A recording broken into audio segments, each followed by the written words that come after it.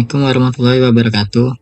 Perkenalkan, nama saya Khairul Azmi dengan NIM 80202240181. Di sini saya akan menjelaskan tentang penjadwalan prosesor FCFS.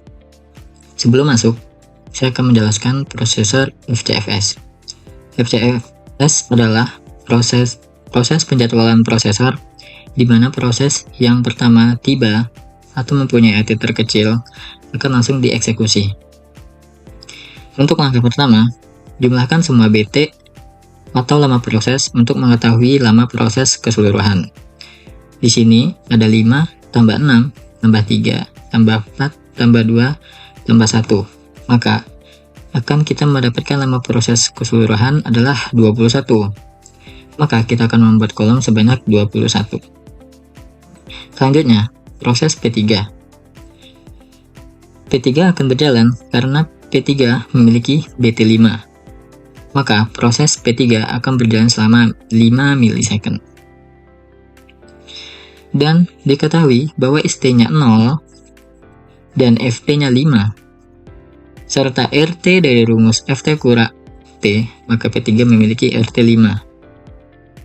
Selanjutnya, proses P5 akan berjalan selama 6 milisecond. Karena memiliki BT6, maka dapat diketahui ST-nya 5 dan FT-nya 11. Serta RT-nya 11 kurang 1 sama dengan 10. Selanjutnya, proses P4 akan berjalan selama 3 milisecond. Sehingga dapat diketahui bahwa ST-nya 11 dan FT-nya 14 serta RT-nya 14 kurang 2 sama dengan 12. Selanjutnya, proses P2 akan berjalan selama 4 milisecond. Sehingga ST-nya 14 dan FT-nya 18 serta RT-nya 18 kurang 2 sama dengan 16. Lanjut, proses P6 akan berjalan selama 2 milisecond. Karena BT-nya 2 sehingga ST-nya 18 dan RT-nya 20 dan FT-nya 20. Jadi RT-nya 20 kurang 3 sama dengan 17. Lanjut ke proses terakhir. Proses terakhir berjalan adalah P1. Prosesnya akan berjalan selama 1 milisecond. Sehingga ST-nya 20 dan FT-nya 21.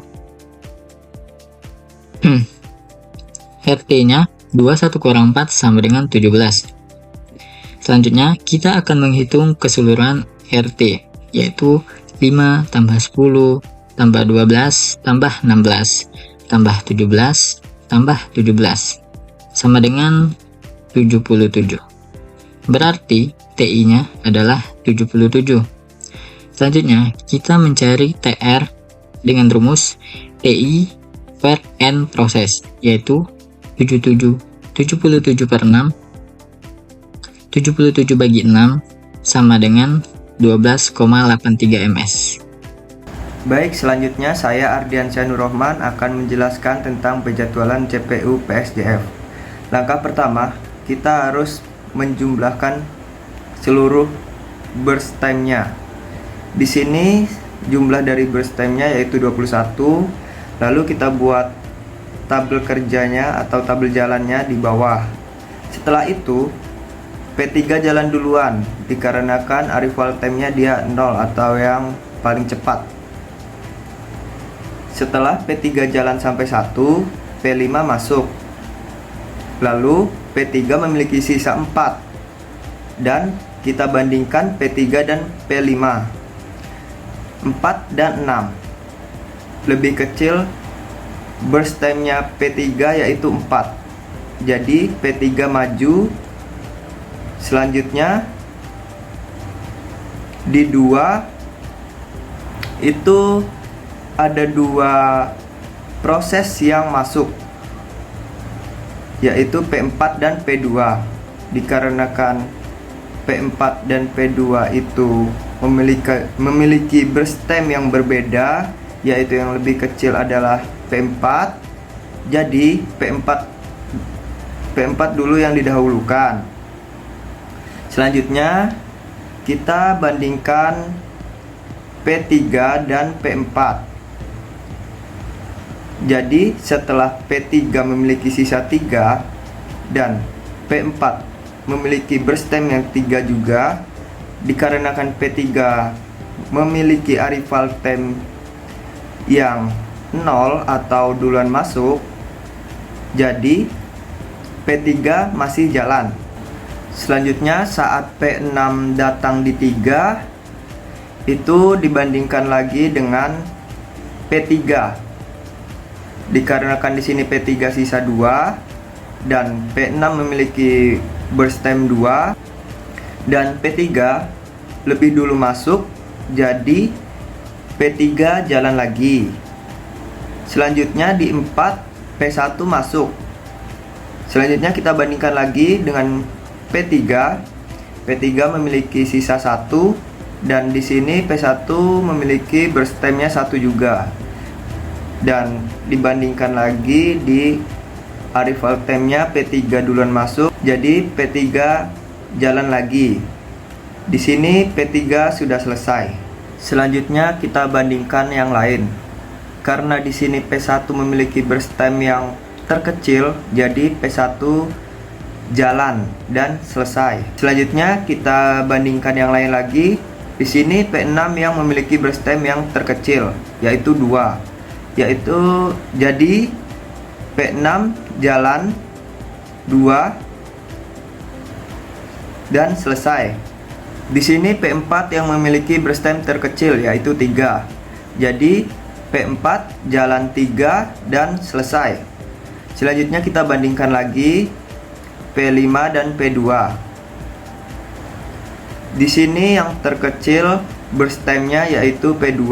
Jadi kita jalankan P2 4 dan selesai. Selanjutnya yang terakhir adalah P5. P5 memiliki berstem 6 atau terbesar, jadi dia jalan terakhir. Dan P5 jalan 6 dan selesai. Selanjutnya kita mengisi tabel start time dan finish time. Untuk P3 dia mulai di 0 dan berakhir di 5. Jadi kita buat di sini 0 dan 5. Selanjutnya P5 dia mulai di 15 dan selesai di 21. Jadi kita buat start time-nya 15 dan finish time-nya 21.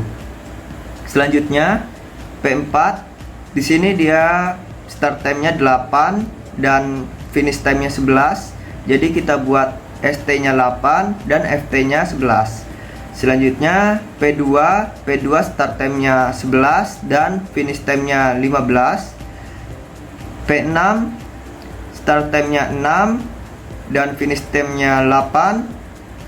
Yang terakhir P1 start time-nya 5 dan finish time-nya 6. Di sini rumus mencari RT adalah FT dikurang AT. Jadi yang pertama P3 kita kurangkan FT-nya 5 dan AT-nya 0, berarti RT-nya 5. Selanjutnya P5 FT-nya 21 dan AT-nya 1, jadi RT-nya 20. Dan selanjutnya P4 itu FT-nya 11 dan AT-nya 2, jadi RT-nya 9. Selanjutnya P2 memiliki FT 15 dikurang dengan AT-nya 2, jadi 13 RT-nya. Selanjutnya P6 FT-nya 8 dan dikurang AT-nya 3, jadi RT-nya 5. Selanjutnya P1 FT-nya 6 dan AT-nya 4, jadi RT-nya 2. Selanjutnya kita mencari TI dan TR-nya. Untuk mendapatkan TI-nya, kita cukup menjumlahkan RT dari semua proses. Di sini TI-nya yaitu 54. Dan kita mencari TR-nya. TR-nya cukup TI dibagi dengan N proses atau ada berapa jumlah proses di sini. Di sini ada 6. Jadi 54 bagi 6 yaitu 9 ms.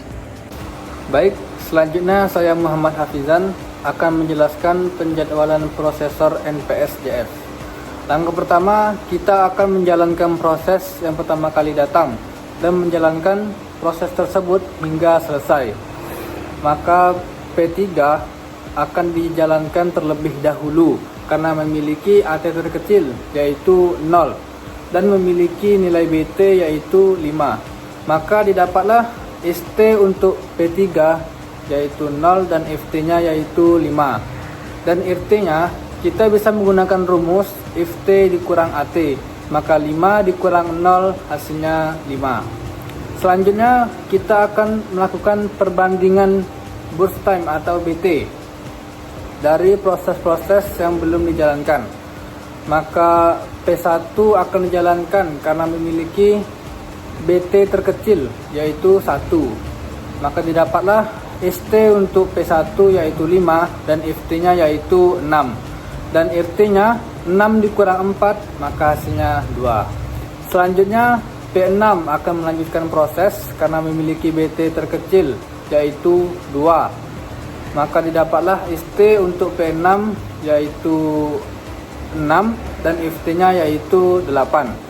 Dan RT-nya 8 dikurang 3 maka hasilnya 5. Selanjutnya P4 akan melakukan proses karena memiliki BT terkecil yaitu 3. Maka didapatlah ST untuk P4 yaitu 8 dan FT-nya yaitu 11. Dan RT-nya 11 dikurang 2 maka hasilnya 9. Selanjutnya P2 akan melakukan proses karena memiliki BT terkecil saat ini yaitu 4. Maka didapatlah ST untuk P2 yaitu 11 dan FT-nya yaitu 15. Dan RT-nya 15 dikurang 2 maka hasilnya 13. Selanjutnya P5 akan melakukan proses dengan memiliki nilai BT 6. Maka didapatlah nilai ST untuk P5 yaitu 15 dan FT-nya yaitu 21. Dan RT-nya 21 dikurang 1 maka hasilnya 20. Selanjutnya kita akan mencari nilai TI dengan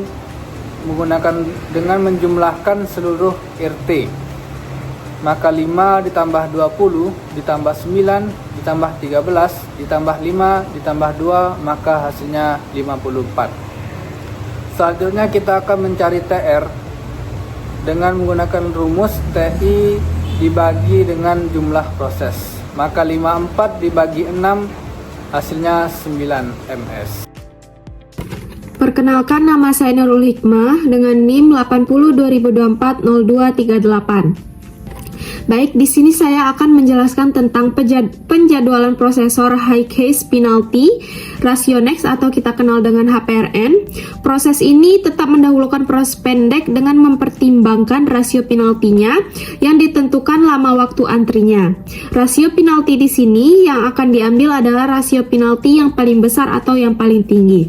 Langkah pertama, kita akan mencari lama proses keseluruhan yang didapat dari jumlah keseluruhan burst time dari setiap proses, yaitu 5 ditambah 6 ditambah 3 ditambah 4 ditambah 2 dan ditambah 1. Maka kita dapat lama proses keseluruhannya yaitu 21. Kita akan membuat kolom 21 kolom. Selanjutnya, proses yang pertama datang akan dijalankan hingga selesai, yaitu proses P3. Proses P3 memiliki burst time 5, maka proses P3 akan berjalankan selama 5 milisecond, yaitu dari 0 sampai 5. Jadi, start time dari P3 yaitu 0 dan finish time dari P3 yaitu 5. Selanjutnya, kita akan mencari respon time dari P3 yang didapat dari finish time dikurang dari arrival time, yaitu 5 dikurang 0. Maka respon time dari P3 yaitu 5. Selanjutnya, kita akan membuat tabel bantu untuk menghitung atau membandingkan rasio penalti dari setiap proses yang tersedia. Maka, proses yang tersedia yaitu P5, P4, P2, P6, P1. Pertama-tama kita hitung dulu lama waktu sia-sia dari setiap proses. Waktu sia-sia ini didapat dengan rumus finish time dari P3 dikurang dengan arrival time dari masing-masing proses yang tersedia, yaitu 5 dikurang 1 sama dengan 4, 5 dikurang 2 sama dengan 3, 5 dikurang 2 sama dengan 3, 5 dikurang 3 sama dengan 2, dan 5 dikurang 4 sama dengan 1. Selanjutnya, kita akan menghitung rasio penalti dari setiap proses yang didapat dari waktu sia-sia dari masing-masing proses yang akan kita hitung sebelumnya, ditambah dengan burst time dari masing-masing proses dibagi dengan burst time dari masing-masing proses, yaitu 4 ditambah 6 dibagi 6 sama dengan 1,6, 3 ditambah 3 dibagi 3 sama dengan 2, 3 ditambah 4 dibagi 4 sama dengan 1,75, 2 ditambah 2 dibagi 2 sama dengan 2, 1 ditambah 1 dibagi 1 sama dengan 2. Maka kita dapat rasio penalti yang paling tinggi yaitu P4, P6, dan P1. Tetapi yang diambil adalah rasio penalti yang paling besar dan yang pertama kali datang, yaitu proses P4. Maka proses P4 akan kita jalankan. Proses P4 memiliki burst time 3, maka proses P4 akan berjalan selama 3 milisecond, yaitu dari 5 hingga 8. Dan kita ketahui bahwa start time dari P4 yaitu 5 dan finish time dari P4 yaitu 8, serta respon time dari P4 yaitu 8 dikurang 2 sama dengan 6. Selanjutnya kita akan membuat tabel bantu lagi untuk membandingkan rasio penalti dari setiap proses yang tersedia lagi, yaitu P5, P2, P6, dan P1. Kita akan menghitung waktu sia-sianya terlebih dahulu, yaitu finish time dari P4 dikurang dengan arrival time dari masing-masing proses yang tersedia, yaitu 8 dikurang 1 sama dengan 7, 8 dikurang 2 sama dengan 6, 8 dikurang 3 sama dengan 5, dan 8 dikurang 4 sama dengan 4. Maka rasio penaltinya yaitu 7 ditambah 6 dibagi 6 sama dengan 2,16, 6 ditambah 4 dibagi 4 sama dengan 2,5, 5 ditambah 2 dibagi 2 sama dengan 3,5, dan 4 ditambah 1 dibagi 1 sama dengan 5. Maka kita dapat melihat bahwa rasio penalti yang paling besar yaitu rasio penalti P1. Maka P1 akan dijalankan. Proses P1 memiliki burst time 1, maka P1 akan berjalan selama 1 milisecond, yaitu 8 hingga 9. Dan kita ketahui start time dari P1 yaitu 8 dan finish time dari P1 sama dengan 9. Respon time dari P1 yaitu 9 dikurang 4 sama dengan 5. Selanjutnya kita akan membuat tabel bantu lagi untuk membandingkan masing-masing proses yang tersedia lagi, yaitu P5, P2, dan P6. Waktu sia-sianya dengan rumus finish time dari P1 dikurang arrival time dari masing-masing proses yang tersedia, yaitu 9 dikurang 1 sama dengan 8, 9 dikurang 2 sama dengan 7, dan 9 dikurang 3 sama dengan 6. Rasio penaltinya 8 ditambah 6 dibagi 6 sama dengan 2,33, 7 ditambah 4 dibagi 4 sama dengan 2,75, dan 6 ditambah 2 dibagi 2 sama dengan 4. Maka kita dapatkan rasio penalti yang paling besar yaitu rasio penalti P6. Maka P6 akan berjalan dulu. P6 memiliki burst time 2, maka P6 akan berjalan selama 2 milisecond, yaitu dari 9 hingga 11. Dan start time dari P6 yaitu 9, dan finish time dari P6 yaitu 11. Serta respon time dari P6 yaitu 11 kurang 3 sama dengan 8. Langkah selanjutnya lagi kita akan membuat tabel bantu lagi untuk mencari respon time lagi dari dua proses yang tersedia, yaitu P5 dan P2. Waktu sianya yaitu finish time dari P6 dikurang dengan arrival time dari setiap proses yang tersedia, yaitu 11 dikurang 1 sama dengan 10, 11 dikurang 2 sama dengan 9, serta rasio penaltinya yaitu 10 ditambah 6 dibagi 6 sama dengan 2,6, 9 ditambah 4 dibagi 4 sama dengan 3,25. Dan didapatkan bahwa proses P2 merupakan rasio penalti yang paling tinggi, maka P2 akan berjalan terlebih dahulu. Dan proses P2 memiliki burst time 4, maka proses P2 akan berjalan selama 4 milisecond, yaitu dari 11 hingga 15. Dan ketahui bahwa start time dari P2 yaitu 11 dan finish time dari P2 yaitu 15, serta respon time dari P2 yaitu 15 dikurang 2 sama dengan 13. Serta P5 yaitu start time-nya yaitu 15 dan finish time-nya 21, maka respon time-nya yaitu 21 kurang 1 sama dengan 20. Kita akan mencari respon time keseluruhan untuk mendapat TI, yaitu 5 ditambah 20 ditambah 6 ditambah 13 ditambah 5 dan ditambah 8. Maka TI-nya yaitu TI sama dengan sigma RT, maka yaitu TI sama dengan 57. Selanjutnya kita akan menghitung average waiting time atau TR. Rumus dari TR adalah TI dibagi N proses. N proses di sini maksudnya adalah jumlah keseluruhan proses yang kita jalankan. Maka TR sama dengan 57 dibagi 6, yaitu 9, milisecond. Berarti kita dapatkan adalah average waiting time-nya yaitu 9,5 milisecond. Perkenalkan, saya adalah Juanita Azahra dengan NIM 80 2024 0071. Baik, di sini saya akan menjelaskan tentang algoritma penjadwalan round robin. Dalam pembahasan penjadwalan round robin, di mana algoritma penjadwalan yang diberikan oleh sistem operasi kepada CPU yang dijalankan prosesnya berdasarkan kuantum waktu tanpa prioritas. Seperti di contoh soal berikut. Langkah pertama, jumlahkan dulu semua burst time untuk mengetahui lama proses keseluruhan. Nah, setelah dijumlahkan, dapatlah lama proses keseluruhan yaitu 21. Selanjutnya kita buat kolom 21 buah sesuai dengan hasil jumlahan keseluruhan burst time seperti di bawah ini. Di soal ini memiliki kuantum sama dengan 3 ya, yang artinya proses akan berjalan sebanyak 3 milisecond dan sisanya akan mengantri. Di proses P3 memiliki burst time 5. Proses P3 berjalan selama 5 milisecond karena memiliki kuantum 3, maka hanya berjalan 3 milisecond saja dan sisanya akan mengantri.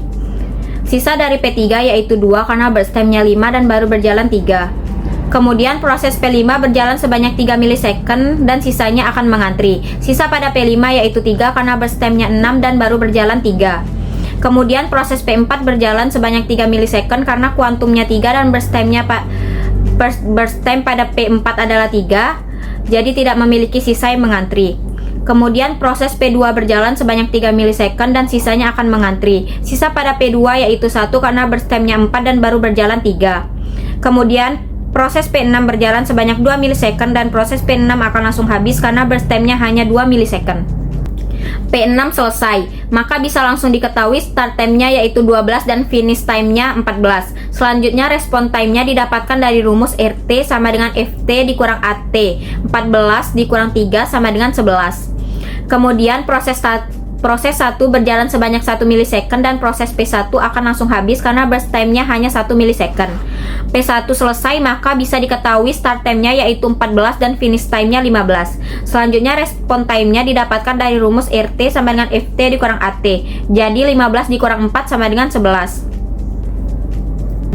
Berikutnya proses P3 berjalan lagi sebanyak 2 milisecond karena tadi masih ada sisa yang mengantri. P3 selesai, maka bisa diketahui start time-nya yaitu 0 dan finish time-nya 17.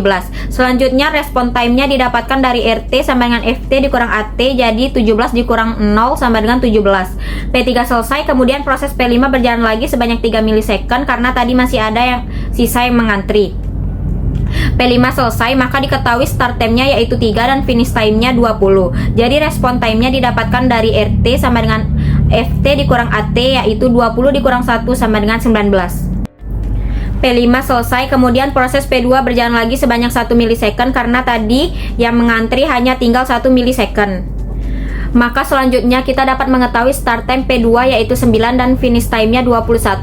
Respon time-nya didapatkan dari rumus RT sama dengan FT dikurang AT yaitu 21 dikurang 2 sama dengan 19. Dan kita dapat mengetahui start time-nya P4 yaitu 6 dan finish time-nya 9. Respon time-nya didapatkan dari rumus RT sama dengan FT dikurang AT yaitu 9 dikurang 2 sama dengan 7.